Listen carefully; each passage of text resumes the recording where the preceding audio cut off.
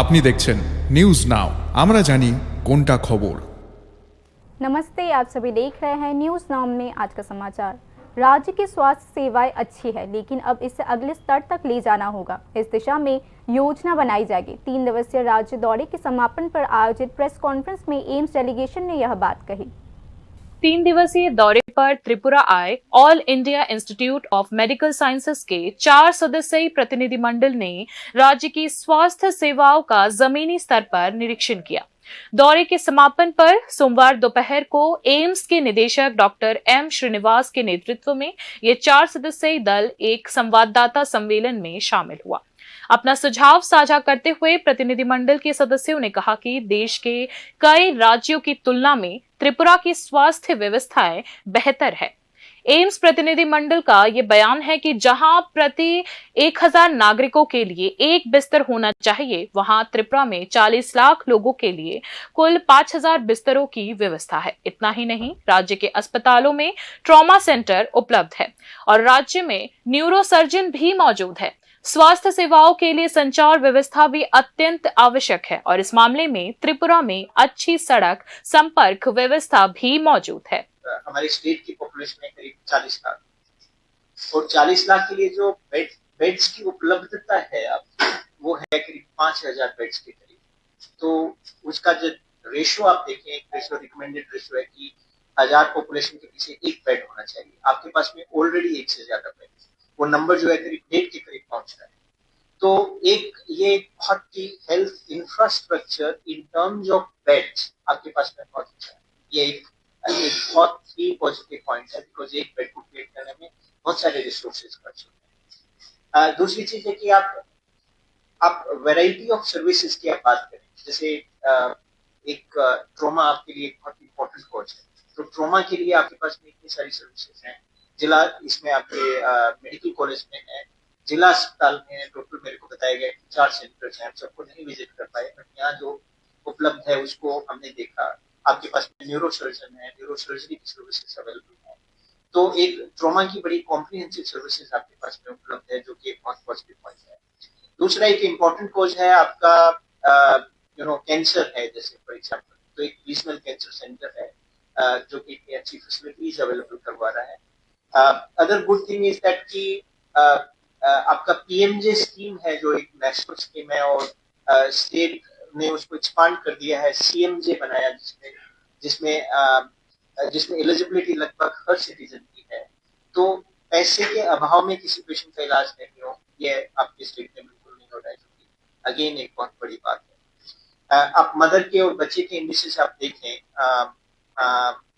जैसे child mortality देखें, infant mortality rate हम जिसको कहते हैं कि 1 साल से कम के बच्चों की डेथ रेट आप देखते हैं, तो त्रिपुरा की रेट जो है वो करीब 19 है, अभी जो SRS के डेटा है, और वो नेशनल एवरेज के कंपैरिजन में कम है।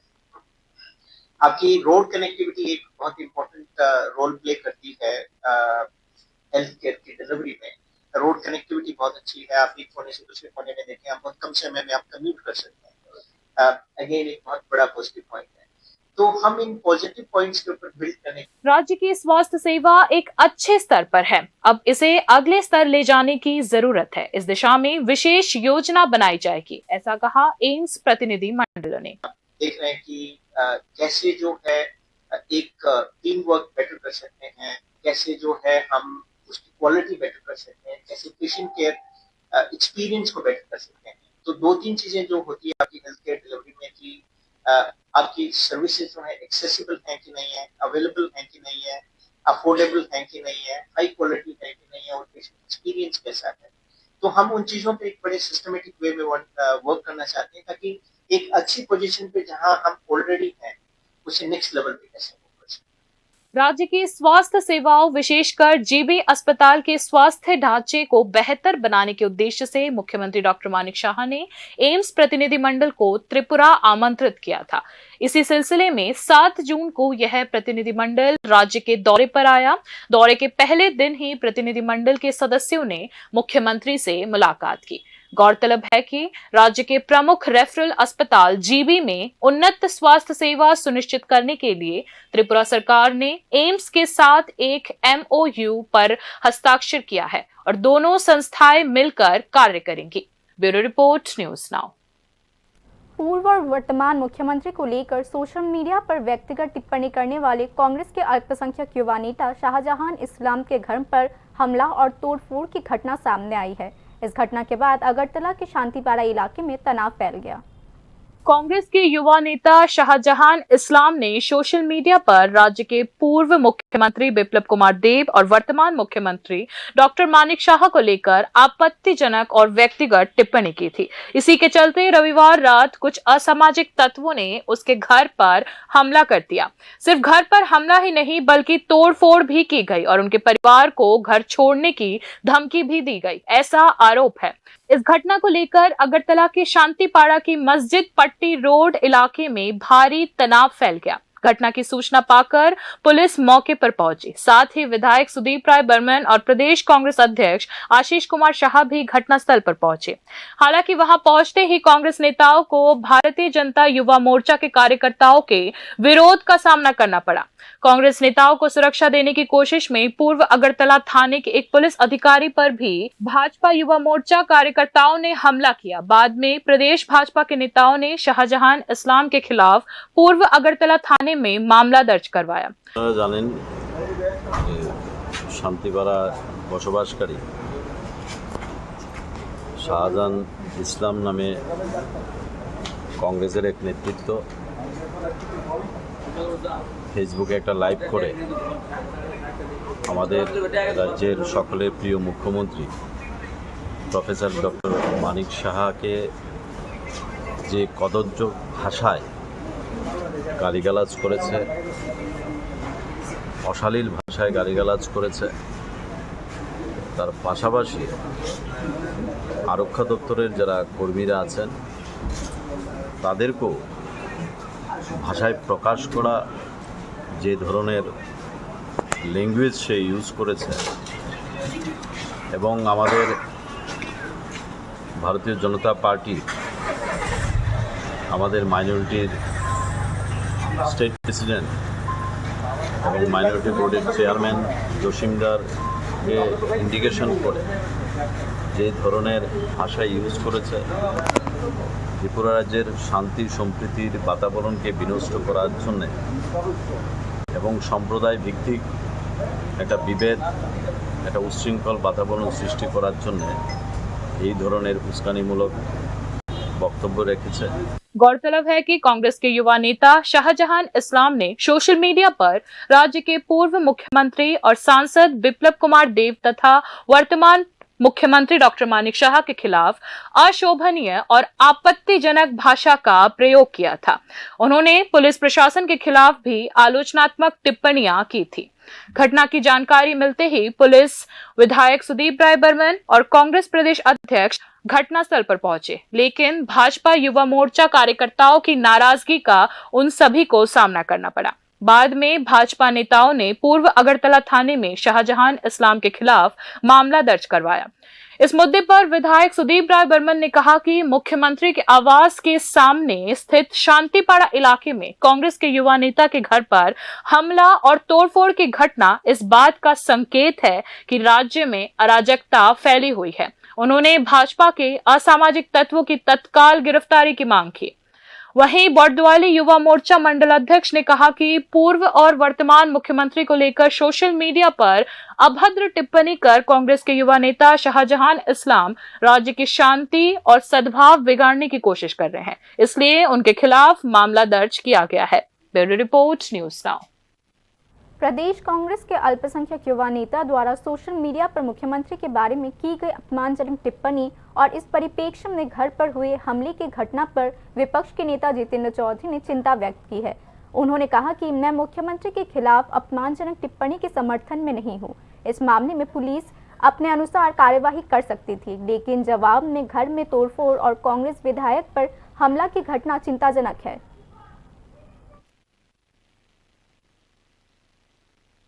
যদি কোনো রাজ্যে কোনো একজন নাগরিক তিনি কংগ্রেসের সমর্থক হন বা বিজেপি বা সিপিআইএম বা যে কেউ, তার বিরুদ্ধে আইনানুগ ব্যবস্থা গ্রহণ করা অন্যায় কিছু না। কে করবে? পুলিশ প্রশাসন। কিন্তু সেখানে তার চেয়েও গর্হিত কাজ করছে শাসক দলের আশ্রিত কিছু সমাজ বিরোধী, বাড়িঘর গিয়ে ভাঙছে পুলিশের সামনে। এবং সেদিন গতকাল যদি পুলিশ না থাকতো, সুদীপ রায় বর্মন এবং আশিস সাহার উপরেও দৈহিক আক্রমণ হতো, একদম এটা নিশ্চিত।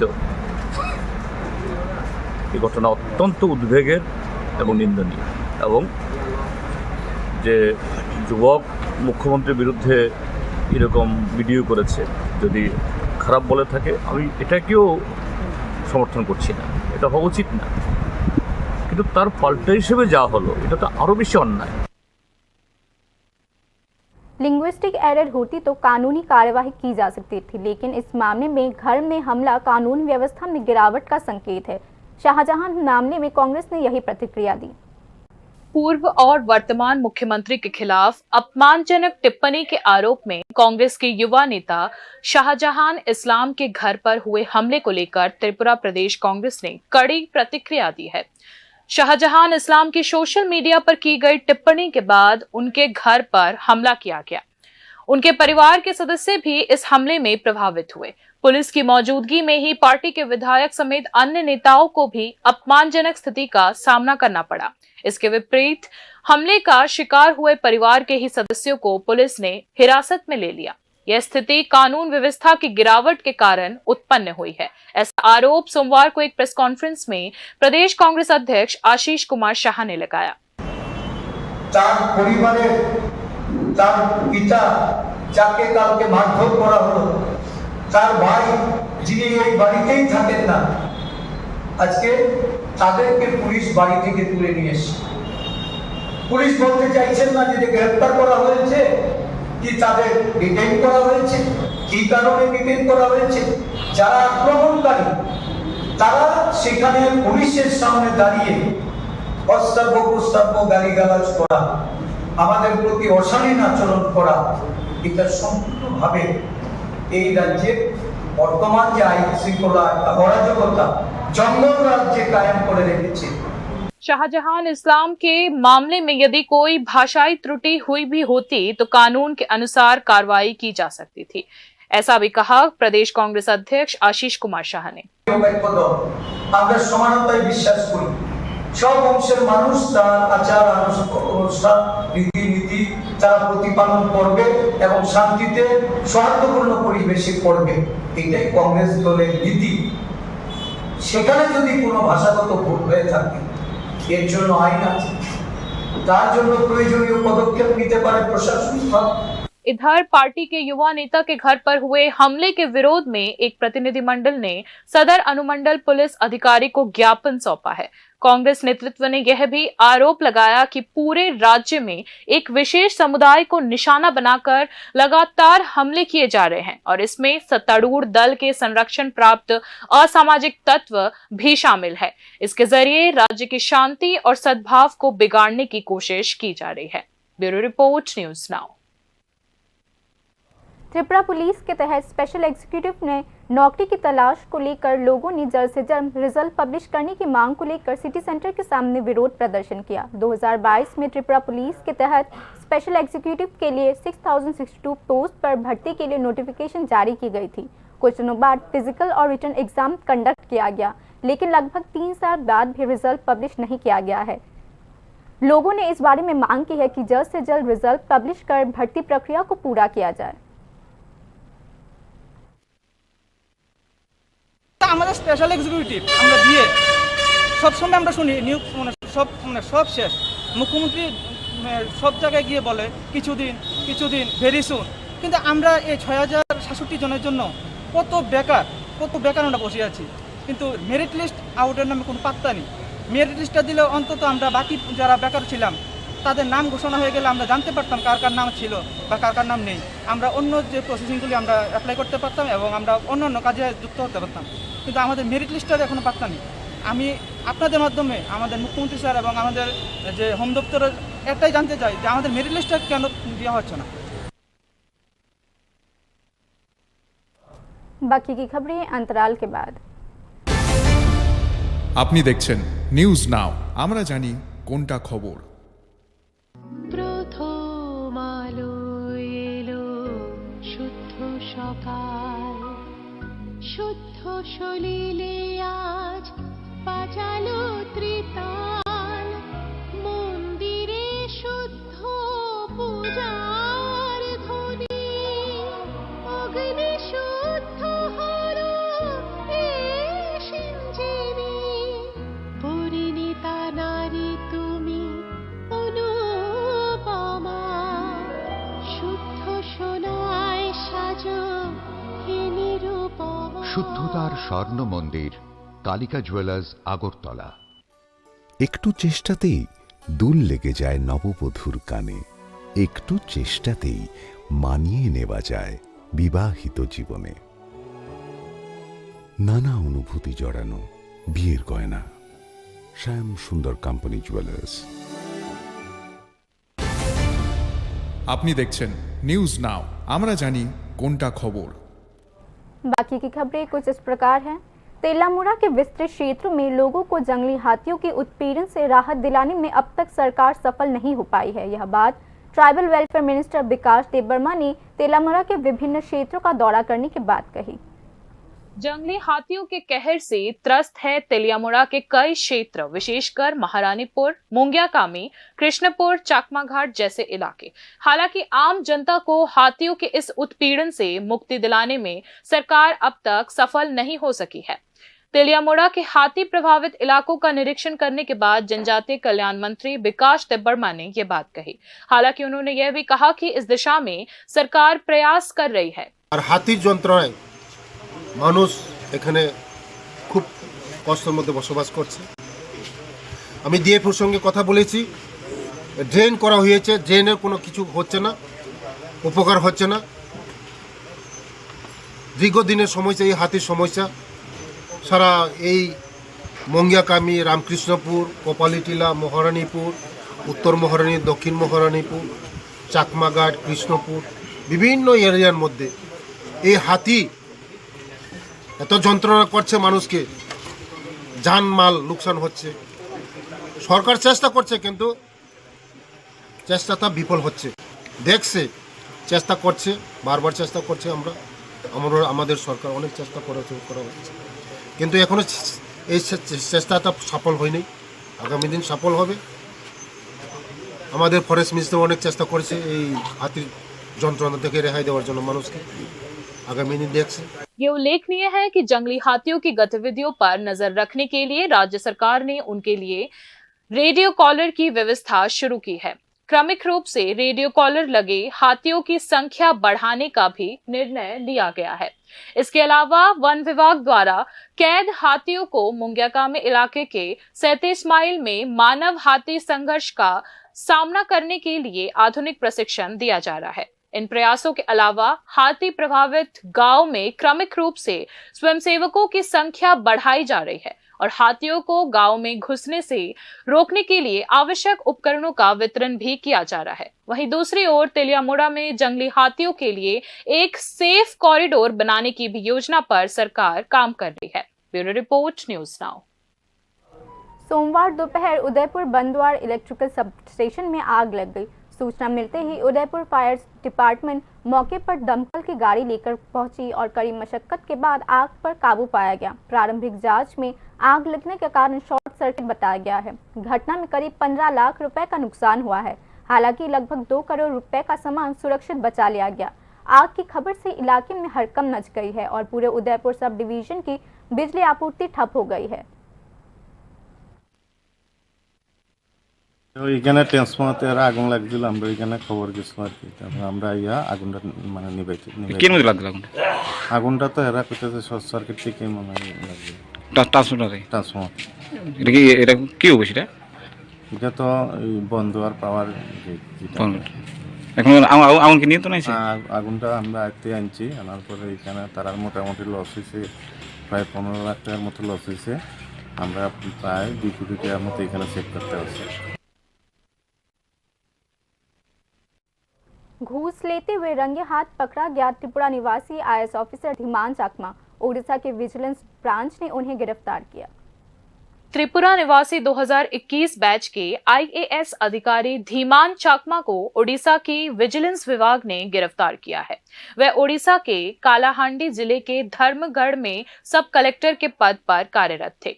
धर्मगढ़ में एक स्थानीय व्यवसायी से 10 लाख रुपए की रिश्वत लेते समय उन्हें उनके सरकारी आवास से रंगे हाथ पकड़ा गया। आरोप है कि संबंधित व्यवसाय के खिलाफ कार्रवाई नहीं करने के बदले उन्होंने 20 लाख रुपए की मांग की थी। व्यवसायियों की ओर से स्पष्ट शिकायत मिलने के बाद विजिलेंस शाखा ने उनके खिलाफ जांच शुरू की और उन्हें रंगे हाथ गिरफ्तार किया। पुलिस के अनुसार धीमान चाकमा ने संबंधित व्यवसाय को अपने आवास पर आमंत्रित किया था, जहां उन्होंने रिश्वत की पहली किश्त ली, जिसमें 100 के नोटों के 26 बंडल शामिल थे। उनके हाथ और ड्रॉयर की रासायनिक जांच करने पर यह पुष्टि हुई कि उन्होंने रिश्वत की रकम ली थी। गिरफ्तारी के बाद उनके सरकारी आवास की गहन तलाशी ली गई, जहां से अतिरिक्त 47 लाख नगद बरामद किए गए। उनके खिलाफ विजिलेंस सेल के पीएस केस नंबर 6/2025 के तहत मामला दर्ज किया गया है। गौरतलब है कि सब कलेक्टर पद पर नियुक्त होने के बाद से ही अगरतला निवासी आईएएस अधिकारी धीमान चाकमा जांच के दायरे में थे। ये घटना न सिर्फ भ्रष्टाचार के खिलाफ लड़ाई में एक बड़ी कार्रवाई मानी जा रही है, बल्कि ये सरकारी अधिकारियों की ईमानदारी पर भी सवाल खड़े कर रही है।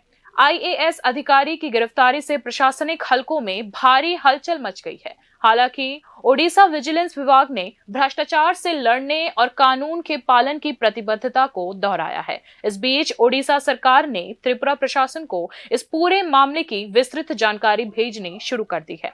उल्लेखनीय है कि धीमान चाकमा ने दिसंबर 2023 में आईएएस की द्वितीय चरण की ट्रेनिंग पूरी की थी। Bureau report, news now.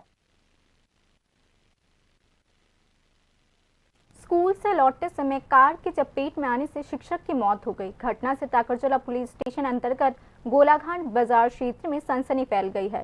School से घर लौटते समय टाकरजोला जम्पुजला रूट पर क्षेत्रीय निवासी कार्तिक दास को रबर से लदी बोलेरो कार ने टक्कर मार दी। वह स्कूल से वापस स्कूटी से घर लौट रहे थे, तब भी विपरीत दिशा से आ रही बोलेरो कार ने नियंत्रण खो दिया और उन्हें टक्कर मार दी। बाद में उन्हें हॉस्पिटल ले जाया गया, जहाँ डॉक्टर ने उन्हें मृत घोषित कर दिया। বিশালগড় ফায়ার স্টেশনে একটা কল আসলে গোলাঘাটি বাজারটা পারে কালী মন্দির আছে, ওখানে একটা অ্যাক্সিডেন্ট হয়। আমরা ড্রাইভাররা যাই, একটা স্কুটির মধ্যে রাস্তাতে পরে আছে, মাথা পুরো আমাদের ভালো ইঞ্জুরি হয়েছে। স্কুটি আর কিসের মধ্যে সংঘর্ষ হয়েছে? পুরো বলেছে গাড়ি তো আমরা পাইনি, মানে স্কুটি আর গাড়ির মধ্যে সংঘর্ষ হয়েছে। बाकी की न्यूज़ अपडेट्स के लिए देखते रहिए न्यूज़ नाउ। शुभ रात्रि।